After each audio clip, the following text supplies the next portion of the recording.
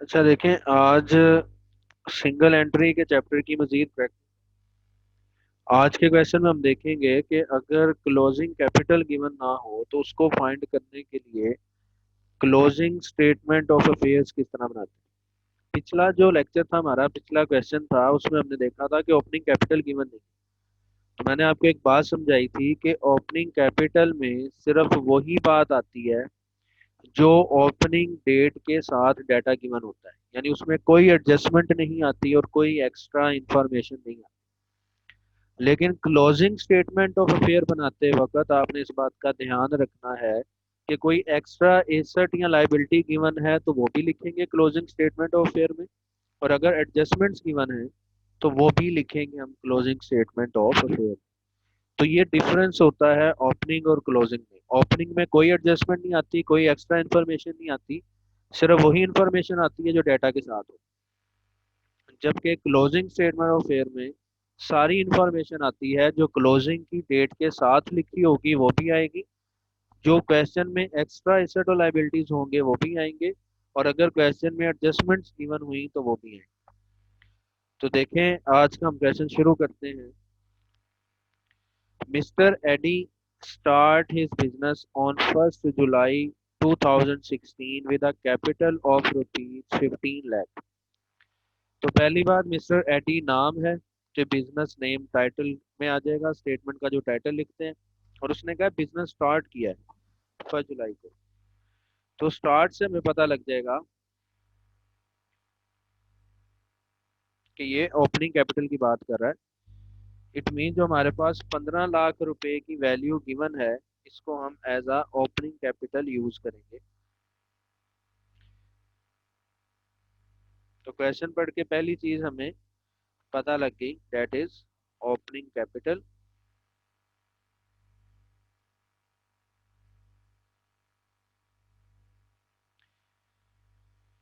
आगे बढ़ते हैं। On 31st December 2016 his position was as follows. यानी 1 जुलाई को उसने कारोबार शुरू किया है और फिर 31 दिसंबर की इंफॉर्मेशन दे रहा है, यानी क्लोजिंग की इंफॉर्मेशन दे रहा है, जिसकी मदद से हम क्लोजिंग स्टेटमेंट ऑफ अफेयर बनाएंगे। लेकिन क्लोजिंग स्टेटमेंट ऑफ अफेयर बनाने से पहले पूरा क्वेश्चन हमने पढ़ लेना है, ताकि हमें अंदाजा हो जाए कि कोई एक्स्ट्रा एसेट और लाइबिलिटी तो वहाँ पे गिवन नहीं है। तो पहले ये डाटा पढ़ लेते हैं। देखें, कैश इन हैंड 10,000 से है, ये एसेट है। कैश एट बैंक 40,000, ये भी एसेट है। यानी जब क्लोजिंग स्टेटमेंट ऑफ अफेयर बनाएंगे तो इनको एसेट्स में लिखेंगे। फिर सन्ड्री डेटर्स 20,000 से एसेट है। Stock 30,000, that is also asset. Plant and machinery 1 lakh, ये भी एसेट है। प्रेमिसेस 3 लाख, ये भी एसेट। तो ये सारे डाटा जो है एसेट्स का है, इसे हम एसेट्स में लिख देंगे जब हम क्लोजिंग स्टेटमेंट ऑफ अफेयर्स बनाएंगे। तो उस वक्त ये सारे का सारा डाटा हमारे पास एसेट वाली साइड पे आ जाएगा। आगे बढ़ते हैं। एंड सन्ड्री क्रेडिटर 50,000, तो ये लाइबिलिटी है, तो एक लाइबिलिटी गिवन है और बाकी सारे एसेट्स है। इसे लाइबिलिटी साइड पे लिखेंगे, बाकी को एसेट साइड पे लिखेंगे।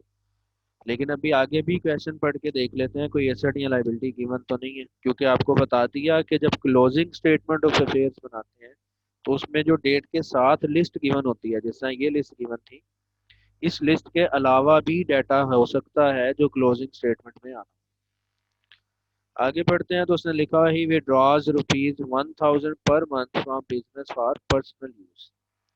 तो क्योंकि पर्सनल यूज आ गया, तो यहाँ से हमें अंदाजा हो जाएगा कि ये ड्राइंग्स की बात कर रहा है, यानी ये जो अमाउंट है गिवन, ये हमारे पास आ जाएंगी ड्राइंग्स। और क्योंकि जो टाइम पीरियड गिवन है, उसने बिजनेस स्टार्ट किया था जुलाई। तो देखें, तो जुलाई से लेकर, ये देखें, बिजनेस शुरू किया उसने 1 जुलाई को। तो जुलाई से लेकर 31 दिसंबर उसने क्लोजिंग डेट दी है। तो ये 6 महीने बनते हैं। इसका मतलब ये हुआ कि जब हमने ड्राइंग्स उसने पर मंथ कहा, तो इस पर मंथ के लिए हम 1,000 को मल्टीप्लाई बाय 6 करेंगे। अब 12 से मल्टीप्लाई नहीं करना। नॉर्मल क्या करता है स्टूडेंट, वो पर मंथ समझता है कि हमेशा 12 से मल्टीप्लाई कर दो।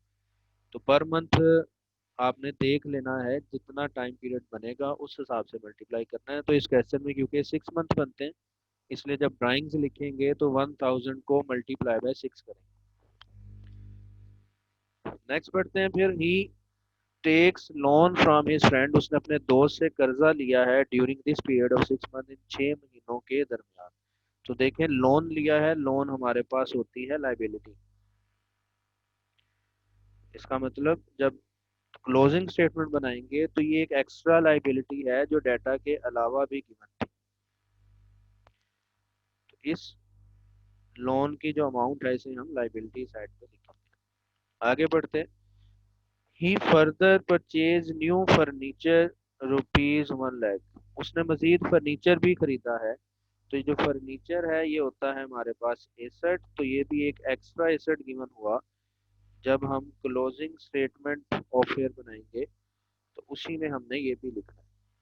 तो देखें इस क्वेश्चन में जो ऊपर हमने डाटा पढ़ा था, जो तारीख के साथ गिवन था, उसके अलावा दो एक्स्ट्रा इंफॉर्मेशन भी गिवन थी। एक एसेट वाली है, उसे हम एसेट्स में लिखेंगे जब क्लोजिंग स्टेटमेंट बनाएंगे, और एक लाइबिलिटी वाली है, उसे हम लाइबिलिटी साइड पे लिखेंगे जब हम क्लोजिंग स्टेटमेंट ऑफ ईयर बनाएंगे। आगे बढ़ते हैं। तो फिर वो कह रहा है he introduce further capital of ₹2 lakh, further capital means additional capital. तो एडिशनल कैपिटल भी गिवन है ₹2 लाख। तो देखें क्वेश्चन पढ़ के हमने देख लिया कि ओपनिंग कैपिटल हमारे पास गिवन था यहाँ पहली लाइन में, उसके बाद ये डाटा था कुछ क्लोजिंग स्टेटमेंट बनाने के लिए, और उसमें फिर ये दो एक्स्ट्रा इन्फॉर्मेशन, एक लोन की और एक फर्नीचर की, ये आ जाएगी हमारे पास, ये भी क्लोजिंग में आएगी। फिर एक ड्राइंग्स गिवन है हमारे पास, और आखिरी लाइन में हमारे पास जो है एडिशनल कैपिटल भी गिवन है। अब चलते हैं सोल्यूशन की तरफ। To find net profit, first of all we have to find closing capital that is also missing, जो हम पढ़ चुके हैं पिछले क्वेश्चन में भी आपको बता दिया था कि अगर ओपनिंग कैपिटल गिवन ना हो तो उसे फाइंड करेंगे और उसके लिए ओपनिंग स्टेटमेंट ऑफ शेयर बनाएंगे, और अगर क्लोजिंग कैपिटल गिवन ना हो तो उसे भी फाइंड करेंगे, जिसके लिए हम क्लोजिंग स्टेटमेंट ऑफ शेयर बनाएंगे। जबकि अगर ड्राइंग्स गिवन ना हो या एडिशनल कैपिटल अगर गिवन ना हो तो उन्हें फाइंड नहीं करते, उसकी जगह जीरो पुट करते। तो फिलहाल इस क्वेश्चन में क्लोजिंग कैपिटल गिवन नहीं है, तो देखें उसके लिए पहले बनाते हैं स्टेटमेंट ऑफ अफेयर्स क्लोजिंग। तो सबसे पहले टाइटल आ जाएगा बिजनेस का नाम, उसके बाद हम लिखेंगे स्टेटमेंट ऑफ अफेयर्स क्लोजिंग, और फिर क्लोजिंग डेट लिखेंगे एज एट December 31, 2016। तो देखें जो लिस्ट में एसेट्स गिवन थे, cash in hand, cash at bank, Sunday debtor, stock, plant and machinery और प्रेमिसेस, ये सारे लिस्ट में गिवन थे।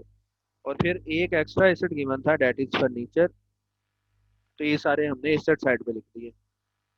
फिर लिस्ट में एक लाइबिलिटी गिवन थी डेट इज सन्ड्री क्रेडिटर, जिसे हमने लाइबिलिटी साइड पे लिख दिया, और एक लाइबिलिटी मजीद गिवन थी that is loan from friend, ये एक्स्ट्रा इन्फॉर्मेशन में गिवन थी, यानी उस लिस्ट के साथ गिवन नहीं थी, तो इसको भी हमने लाइबिलिटी साइड पे लिख दिया। अब फिर से वैसे ही डिफरेंस करके हम आंसर निकालेंगे, यानी एसेट साइड का टोटल करना है वाया 5,20,000, इस टोटल को दोनों साइड्स पे लिखेंगे, 5,20,000 एसेट का टोटल भी और लाइबिलिटीज का टोटल भी। फिर इसमें से ये जो दो लाइबिलिटीज हैं इनका टोटल 1.5 लाख माइनस करेंगे, तो डिफरेंस आ जाएगा 3,70,000, जिसे लाइबिलिटी साइड पे लिखना है, और ये होगा हमारा क्लोजिंग कैपिटल।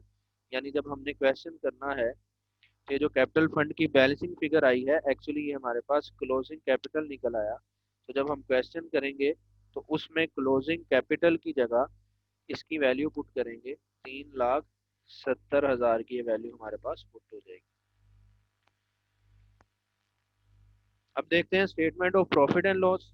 तो सबसे पहले बिजनेस का नाम आ जाएगा मिस्टर एडी, फिर title of name, statement of profit and loss, और फिर आ जाएगा for the year ended 31 December 2016, closing date आ जाएगी हमारे पास प्रॉफिट एंड लॉस स्टेटमेंट। वैसा ही फॉर्मेट है हमारे पास, सबसे पहले क्लोजिंग कैपिटल से स्टार्ट करते हैं, उसमें ऐड करते हैं ड्राइंग्स, ड्राइंग्स क्योंकि 1000 थी पर मंथ, और मल्टीप्लाई बाय 6 करेंगे जो मैं ऑलरेडी समझा चुका हूँ, तो वैल्यू आ जाएगी 6000। इसे ऐड करेंगे क्लोजिंग कैपिटल में तो टोटल आ जाएगा 376,000। फिर इसमें से लेस करते हैं एडिशनल कैपिटल, जो कि क्वेश्चन में फर्दर कैपिटल के नाम से गिवन था 2 लाख का, ये 2 लाख माइनस करेंगे तो डिफरेंस को हम कहेंगे हमारे पास एडजस्टेड कैपिटल आ गया है, यानी वो कैपिटल जो हमने पूरे साल के दौरान एडजस्ट किया।